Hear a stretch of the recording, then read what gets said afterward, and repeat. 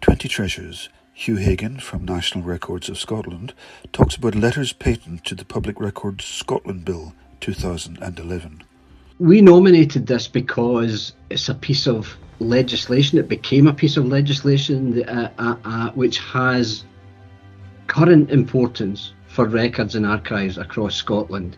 It's very important that we remember that we work in a heritage sector, and these things are very critically important for all sorts of reasons, but to have a document which has impact in the here and now is really very significant, I think, in relation to records and archives across Scotland. So we decided that we would pluck up the courage and nominate this document as part of the 20 Treasures this year.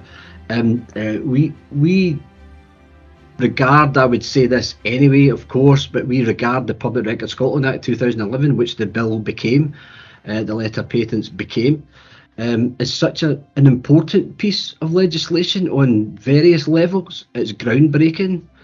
I think it's true to say it's the envy of a number of our colleagues across the UK and further beyond the shores of the UK, and the feedback that we get from colleagues routinely tells us that.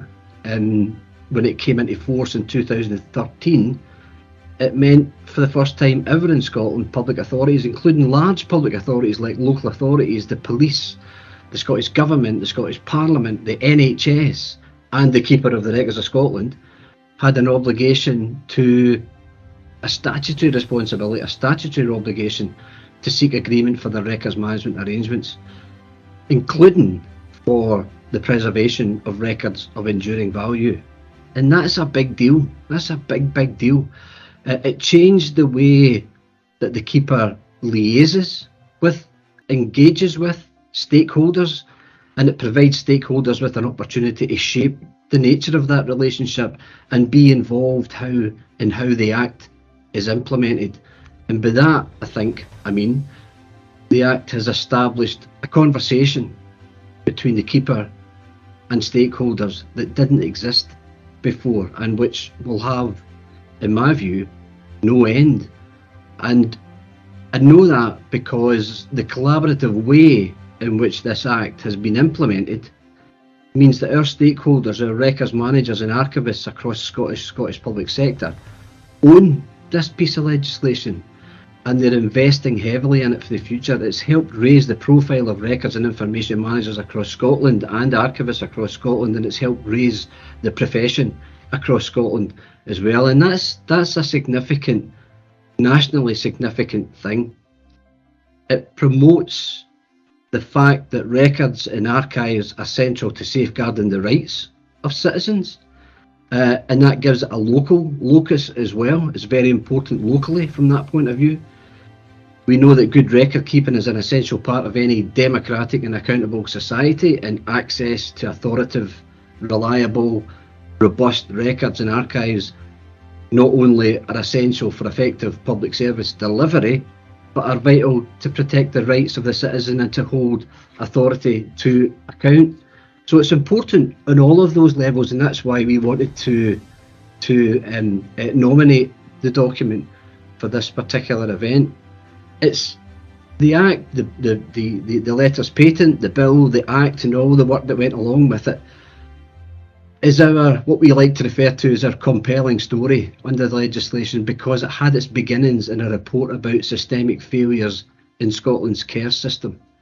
The Historical Abuse Systemic Review, or the Shaw Report as it's known, in 2007, identified these systemic failures, and it reported that thousands of care experienced people alive today have been denied access to information about their formative years as a consequence of those systemic record keeping failings.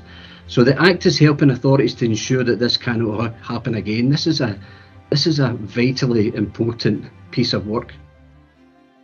It's exciting, therefore to know that third-party organisations, third-party providers of like organisations like charities and church organisations and private operators that provide these services on behalf of public bodies are now also engaging with the guidance that's been developed by public sector stakeholders and the Keeper to ensure that they can better manage these vital records.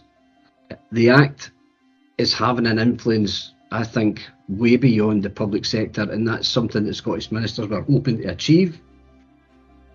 And that's why they built in into the legislation that records created by third parties delivering a function of a public authority are public for the purposes of this legislation. And that's a really powerful clause under the Act. I keep saying this, and I'm waiting for somebody to pull me up on it, actually, but I think it's unique. I think it's a unique thing in the English-speaking world that we have a piece of public records legislation which reaches out of the public sector into the private and the voluntary sector, protect records.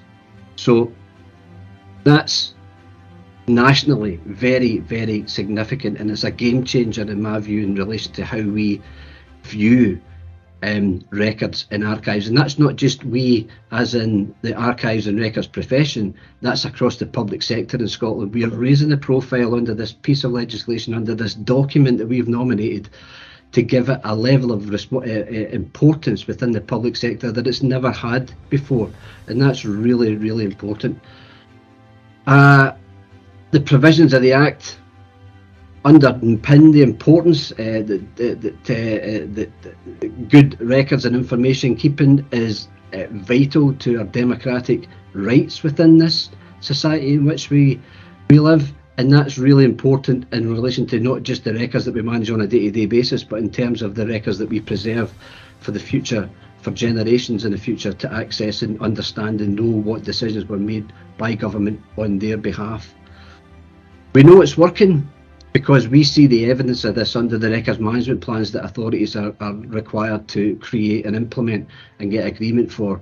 But the success of the Act will only be truly measurable over time, I suspect. But our experience to date, working with records managers, with archivists, with social workers, with care leavers, with survivors of abuse, with academics and other public sector colleagues on whom the Act impacts, fills me with confidence, because what we hear from them is that for the first time in their professional lives they have a piece of legislation that they can promote their own profession with and gain a seat at the top table. Sometimes that's not putting too much of a profile on it. It sometimes gains access to the boardroom, and that's got to be a good thing for our future of archives and records management in Scotland. For more information, visit www.scottisharchives.org.uk/treasures.